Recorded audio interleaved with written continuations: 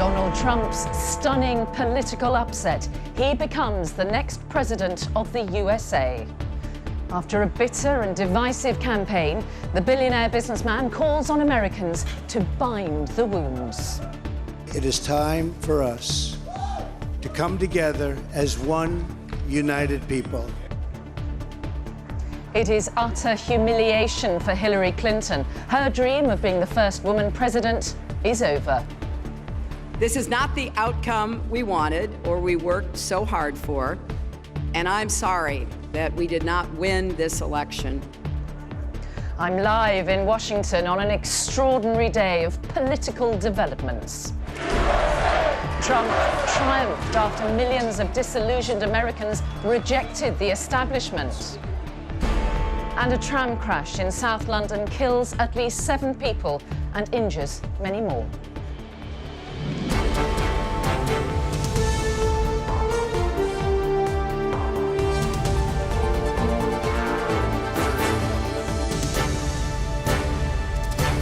This is the ITV Evening News with Mary Nightingale in Washington.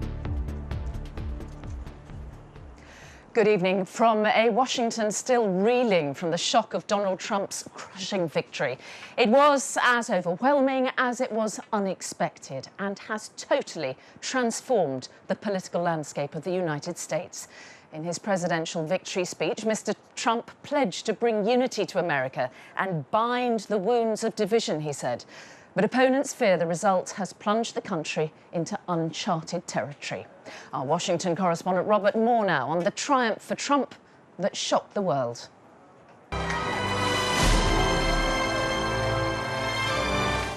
Nothing can prepare a man for such a moment. The beneficiary of a political earthquake, Trump has ridden a populist insurrection all the way to the White House.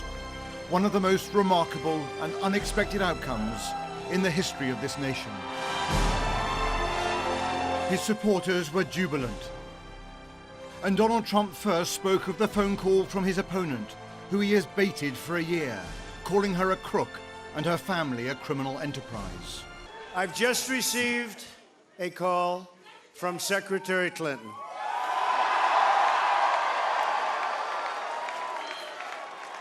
She congratulated us, it's about us, on our victory.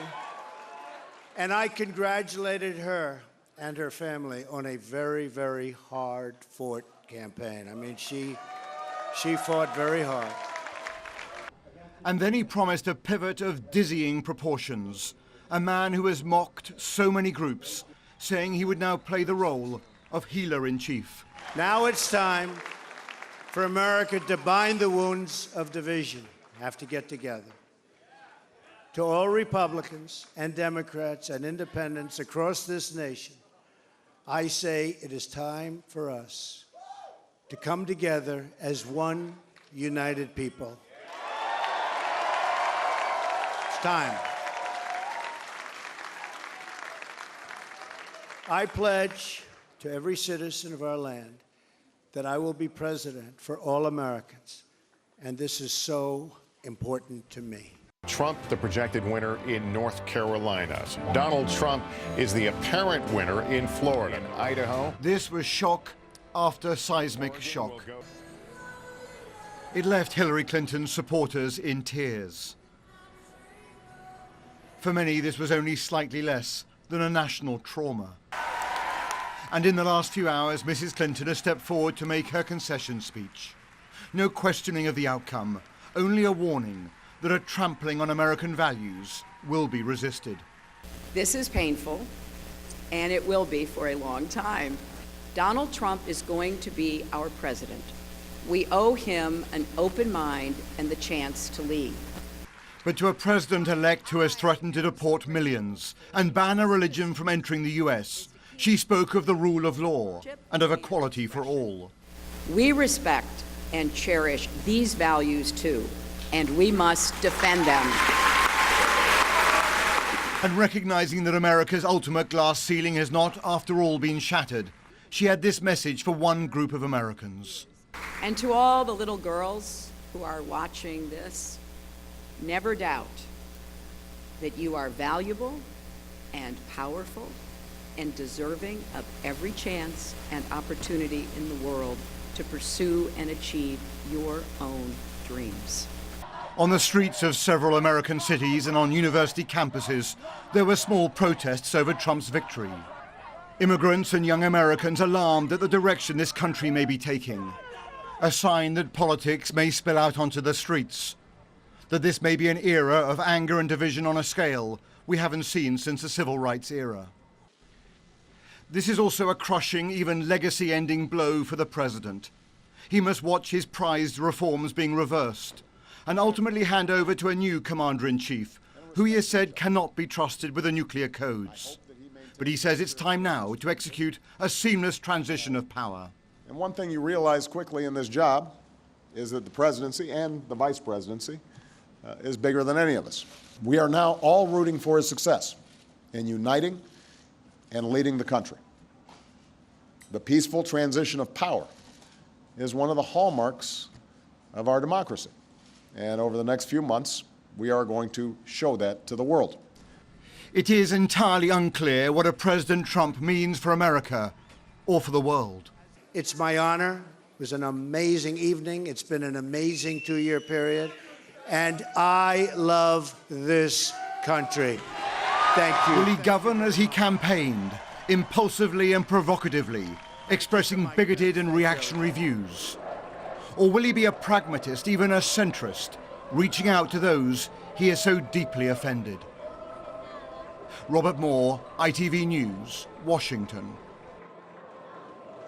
Now, the shock also came in the sheer scale of Donald Trump's win. The so-called electoral college votes from each state decide who becomes president. And with only a few states still to declare, Donald Trump has passed that winning figure of 270. So far, he has 279 electoral college votes, 51 more than Hillary Clinton's 228.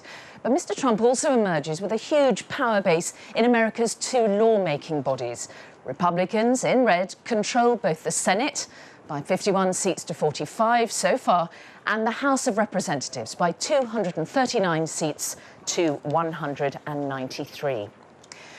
Well, Donald Trump promised to reclaim America's destiny and dream big and bold and daring.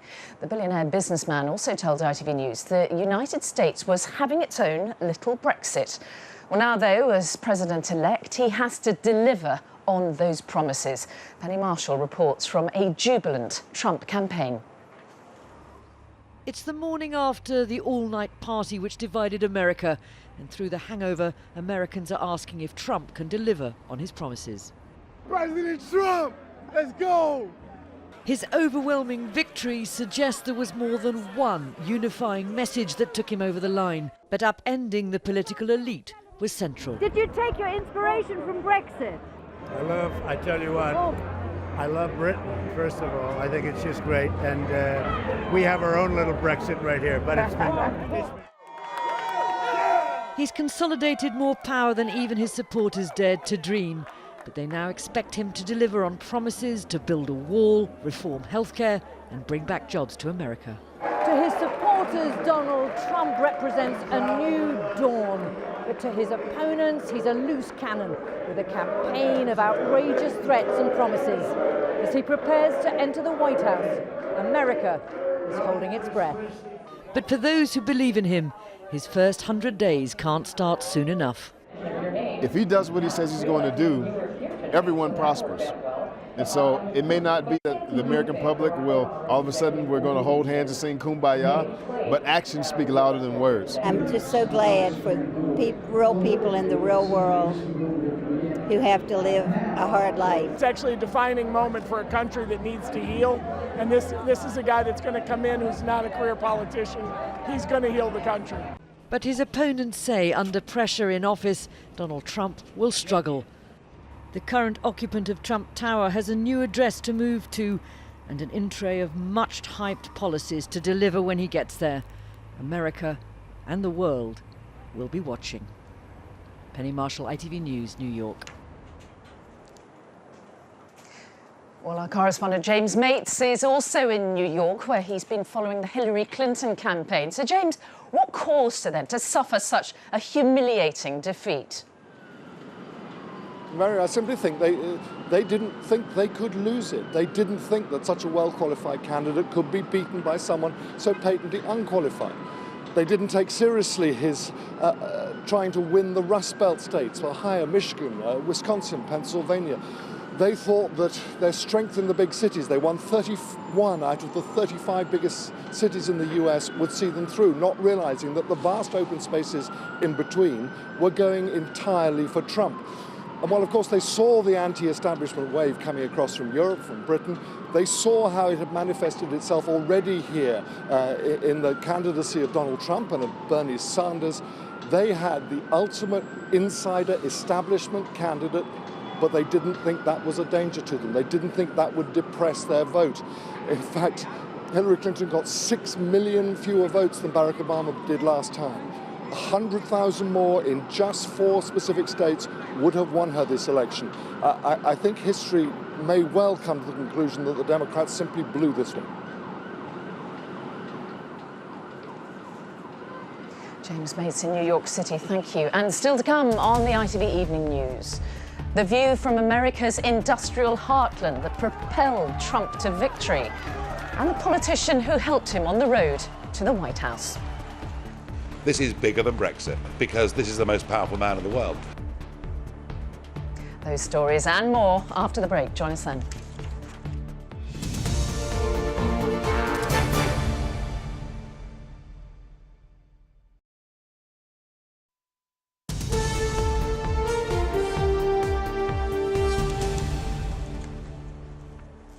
Hello again, welcome back to Washington. Now, one of the first decisive moments of election night came when Ohio declared for Donald Trump.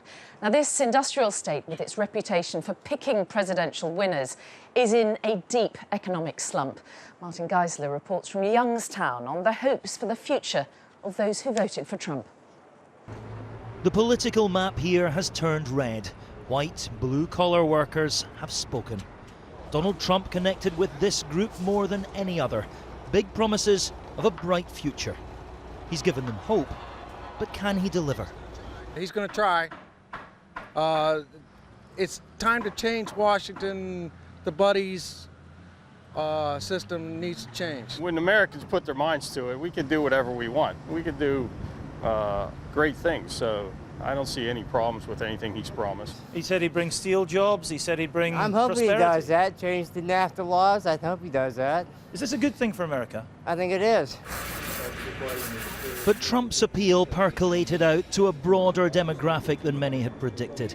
Here in the Rust Belt, he found patriotic backing among the middle class and small business owners too. I think it's fantastic that the liberals have been stopped and the American public, the sleeping bear has been awakened. People don't come to America anymore to be Americans. They bring their own faith and their own culture here, and they want to continue that. And you can't do that and stay united as Americans.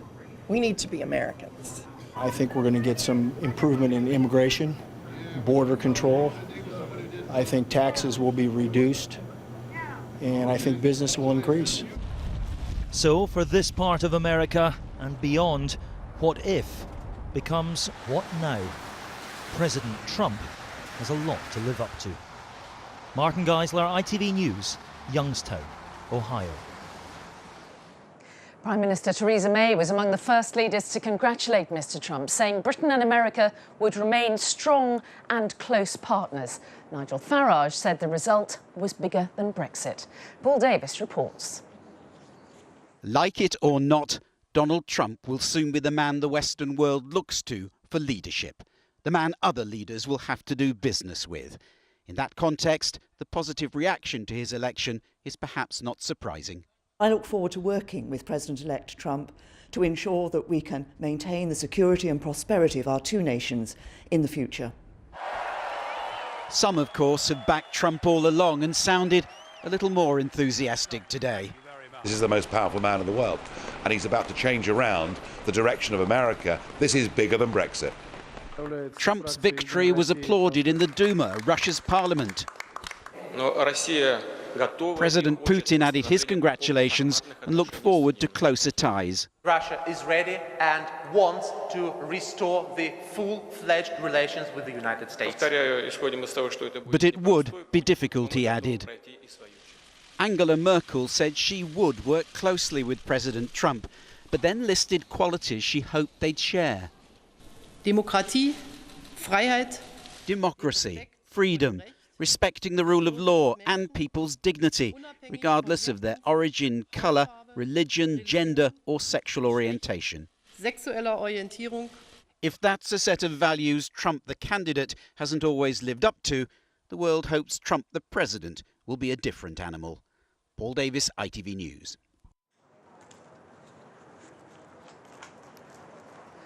Well, let's just pause from the presidency for just a moment now to report on a terrible tram accident in the UK in which at least 7 people have been killed and dozens of others injured. From the scene, Neil Connery has more. The 2-car tram lies on its side on a sharp bend beyond a junction. It was just after 6 a.m. in the darkness of a morning commute when it left the rails, bringing death and injury. Rescue crews used cutting equipment to free some of those trapped inside for hours. One of those injured spoke of the horrific scenes inside. Normally the bend will hit about 6-7 miles per hour. It felt like we hit the bend about 50 to 70 miles per hour, and it just slingshotted everyone to the other side of the tram, people on top of people. I've got up and there's just claret everywhere, there's bodies everywhere, people screaming, crying. It was just something really like a horror movie, really. More than 50 people were injured, some seriously, as the severity of the crash became clear. Crews, as you've already heard, have worked tirelessly with colleagues from the other emergency services to rescue a significant number of injured passengers throughout the course of this morning, some of whom were unfortunately trapped by the nature of the derailment. As inquiries continue, police say the driver has been arrested. Accident investigators say the tram was travelling at a significantly higher speed than is permitted. Neil Connery, ITV News, Croydon. Well, back here, tens of millions of American voters are today celebrating a result they could barely have dared dream of. But for many others, it's perhaps more a question of their worst nightmare. Early morning in Washington, and America's waking up to the challenge of rebuilding after this divisive campaign. I just pray that we all just come together, put it on little petty differences aside, just come together as a whole and work for a better future. So tell me, what are you feeling this morning? Excited, energized. Tell me why. Because Trump won. I think it speaks to how uneducated our country is as a whole. I mean, to just be swindled by Donald Trump like that, it's ridiculous. I'm in shock. In the early hours, emotions were running high outside the White House. Look how upset I am, I was so confident in Hillary, and I'm just feeling so disheartened and so disappointed by the results. You think he'll be a good president? He's got no experience. No, but I think that's going to be good because we've had many presidents in the past, several decades who've had a lot of experience, and they've not been good presidents, in my opinion. I drove up here about 6 hours today from Raleigh, North Carolina, to celebrate this victory for we the people in America. It's been a long time coming. The American dream when my mother came to this country was very different. It was finding a place for yourself in this world, finding economic opportunity, making your children's lives better than your life. And I think Donald Trump is antagonistic to all of those ideals. And if this is the new American dream, I'm not sure how proud I am of being an American. Whatever your politics, it's clear Donald Trump has made that dream his own, proving that even someone with no political experience can captivate a nation and become the most powerful man in the world. Well, finally, let's return to Robert Moore. Robert, an extraordinary day, but no doubt many more to come.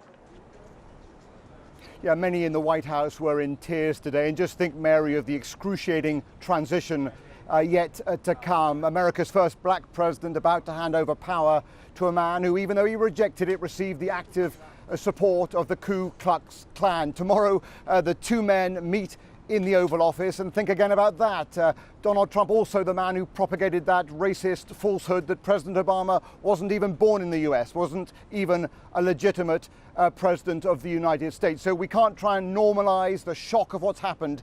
We are about to see a transition like we've never seen here before. Robert Moore, thank you very much. And Robert will be taking your questions about what America will be like under Trump on the ITV News Facebook page in just a few minutes' time. And that is all from Washington for now. Tom Bradby will be here with news at 10. But in the meantime, from all of the team here outside the White House, have a very good evening and thank you for watching. Bye-bye.